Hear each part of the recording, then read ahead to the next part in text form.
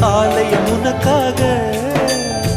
வானில் ஒரு புயல் மழை வந்தால் அழகே என்னை எங்கனம் காப்பாய். கண்ணே உன்னை என் கண்ணில் வைத்து இமைகள் எனும் கதவுகள் அடைப்பேன். சத்தியமாகுமா?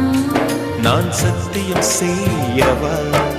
தொடு தொடுவெனவே வானவில் என்னை தூரத்தில் அழைக்கின்ற நேரம். உவா